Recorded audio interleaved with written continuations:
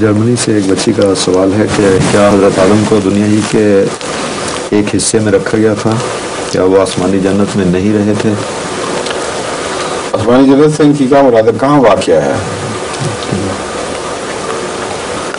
آسمانی جنت؟ میرے نزدیک تو زمین پہ واقع ہے جب تک ہم یہاں رہتے ہیں. تو وہ آسمانی، یہ کہنا کہ آسمانی جنت میں نہیں رہتے بالکل غلط بات ہے. لیکن اسی لیے میں نے پوچھا کہ یہ ان سے پوچھنا چاہیے کہ آپ کے نزدیک آسمانی جنت ہے کس مقام پر؟ کیا وہ یہ جو ہمارے نظام شمسی ہے اس میں سے کسی جگہ ہے؟ اگر یہاں ہے تو پھر جہنم ہے، کیونکہ ایسے حالات خطرناک ہیں. گرمی ایسی ہے، اگر گرمی ہے کہ وہ لوہا، مٹی، تانبا ہر ایک کو پگھلا دے، کچھ بھی باقی نہ رہے. وہاں کسی غریب کو بیچارے کو رکھنا جنت کا نام دے کر تو بڑے ظلم کی بات ہے. یا پھر سردی ہے تو اتنی سردی ہے بعض علاقوں میں، بعض وقتوں میں، کہ کوئی زندگی وہاں پالی نہیں سکتی. تو اس کو جنت کہہ کے ان کے نزدیک خدا نے وہاں سے نکالا تھا. ان کے تو مزے ہو گئے گناہ کر کے، اس مصیبت سے نجات بھی دی.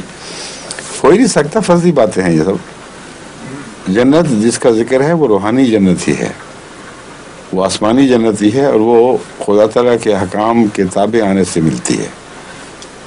وہ شجر طیبہ جس کا ذکر ہے اس سے مراد خدا تعالیٰ کی رضامندی کے پھلوں والا درخت ہے.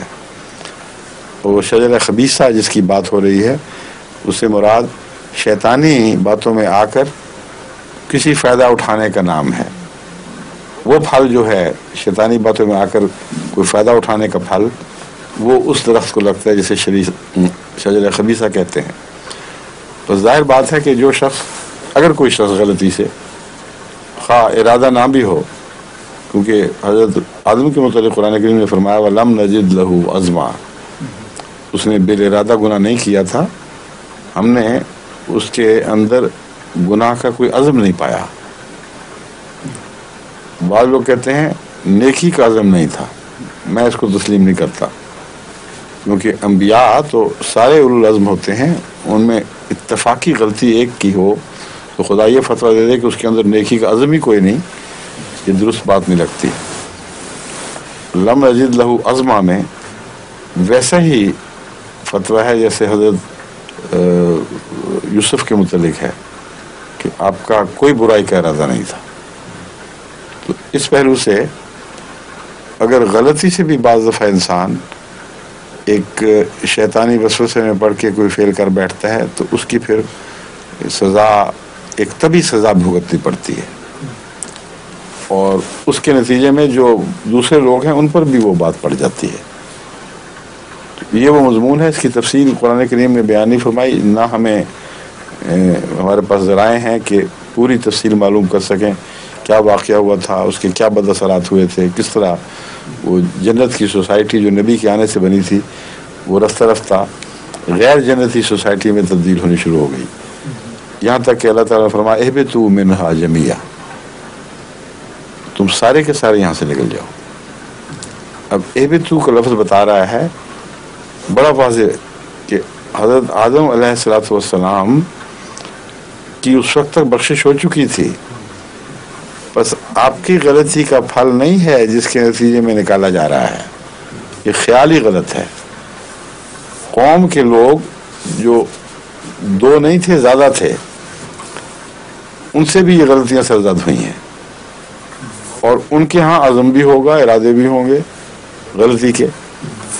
تو اس پر اللہ تعالیٰ نے آخر فرمایا کہ اہبطوا منہا جمیعا. اگر آدم اور حوا ہی کی بات ہوتی اور انہی کی غلطی کی طرف اشارہ ہوتا تو کوئی عرب اس کو اس طرح بیان کر ہی نہیں سکتا. اہبطا چاہیے تھا، تم دونوں اے آدم اور حوا، تم نے غلطی کی، نکل جاؤ یہاں سے.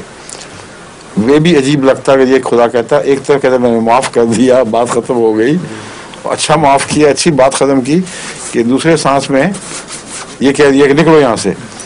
تو لوگ یہ غور نہیں کرتے کہ تثنیہ کا صیغہ نہیں ہے، جمع کا ہے. قوم کو نکالا ہے اصل میں، اور جب قوم کو نکالا جائے تو نبی بھی ساتھ نکلتا ہے. جب موسیٰ کی قوم نے ظلم کیا تھا تو موسیٰ کو سزا نہیں ملی تھی، ایک قدرتی سزا. ان کو بھی 7 جنگلوں میں بھٹکنا پڑا. تو آدم معافی کے باوجود قوم کی سزا کے نتیجے میں تکلیفوں میں مبتلا ہوئے. یہ مضمون ہے. اور روحانی جنت وہی تھی جو اس دنیا میں اللہ کے فضل کے ساتھ آدم لے کر آئے تھے. ٹھیک ہے, آپ کہتے ہیں وقت ہو گیا. جی ہو گیا. اچھا, السلام علیکم, خدا حافظ, فی امان اللہ. یہ بات بڑی جلدی گزرتا ہے. بات چیت کا پروگرام تو پتہ نہیں لگتا گیا کہاں.